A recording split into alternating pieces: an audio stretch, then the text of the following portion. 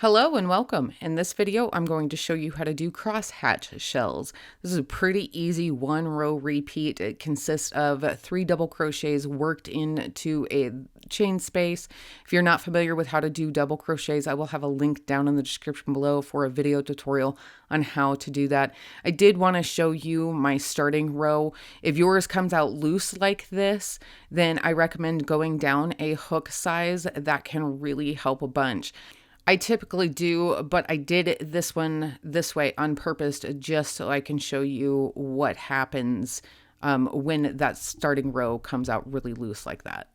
All right, let's get started on row 1. For our multiple, we need any multiple of 7, and we're going to start from the 3rd chain from the hook. So remember that loop on your hook never counts as a stitch. So 1, 2, and 3, and in that 3rd chain, we're going to add a double crochet.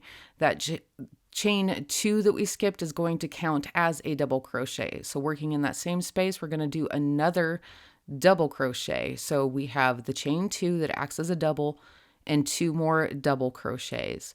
Now we're going to skip 3 chains, and in the 4th chain we're going to do a slip stitch, and then we're going to chain 3, and in the next chain over we're going to work a double crochet. And the next chain over, another double crochet.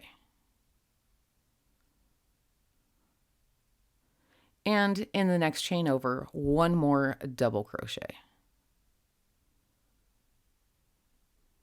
All right, so let's take a look at this starting with our slip stitch. So we should have a slip stitch, a chain 3, and 3 double crochets worked in those 3 stitches next to our slip stitch.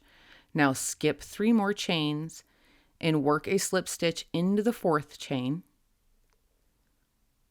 chain 3, and 3 double crochets in the next 3 stitches. So here's 1,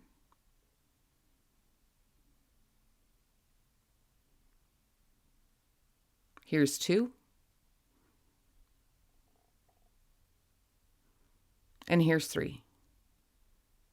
All right, you're just going to continue to work these until you get to the last 4 chains in the row. If you don't have 4 chains left, then you need to go back and make sure that you didn't miss anything or didn't add anything. So since I am at 4 chains left at the end of my row here, I'm just simply going to finish this row off with a slip stitch. Okay, so now we need to chain 3 and turn. And now we can get started on row number 2. Okay, row 2 is going to be our repeat for the entire length of our project. So at the base of that chain 3, I want you to work a double crochet into the top of that stitch. And now we will work 1 more double crochet into that same stitch. And now we're going to skip over those 3 double crochets, and into that chain 3, we're going to do a slip stitch.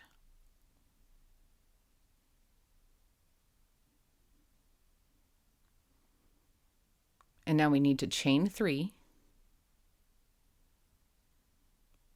And in that same chain 3 space, we're going to add 3 more double crochets. So there's 1, there's 2, and there's 3. This is kind of where you get that corner to corner vibe on this. All right, so skipping over the next 3 double crochet in the chain 3 from the row below, we're going to work into that chain 3 space again with another slip stitch, and then chain 3, and then 3 more double crochets. So here's 1, here's 2, and 3. And you're just going to continue to repeat this until you get to the end of your row.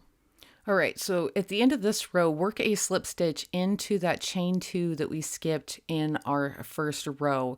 Any row after this, you'd be working a slip stitch into the top of the slip stitch from the row below. and then you're going to chain 3 and turn. At this point, you're going to continue to repeat row 2 for the length of your project. However, I'm going to take a second and I'm going to show you how to change color. Okay, we're going to work this a little bit differently than what we typically do when we change color. So I have cut off my first color and I've pulled that tail through there. So it is on my left hand side because that's where my row ended. I'm going to take it and turn it so now that tail is over on my right hand side. I have a slip knot on my hook and I'm going to find that slip stitch from the row below, and I'm going to work a slip stitch with my new color into the top of that slip stitch. Now I'm going to chain 3 and I'm going to treat this as row number 1. So I'm going to work 2 more double crochet into that same space that I just previously worked that slip stitch and my chain 3. And now I can skip the 3 double crochet from the row below and working into that chain 3 space from the row below. I'm going to do a slip stitch, chain 3, and the 3 double crochets in that chain 3 space. And at this point, we're just going to finish this row just like we did with row 2. The only time we need to switch gears is when we're changing colors. Otherwise, we just continue to repeat row 2 until we get to the length that we want. And that's all there is for me today, folks. If you missed anything, feel free to go back and rewatch. I will have a link down in the description below for written instructions for the crosshatch shell, as well as links to any patterns featuring this stitch in the Ruby Grace shop. Thanks so much for stopping by. Love your face.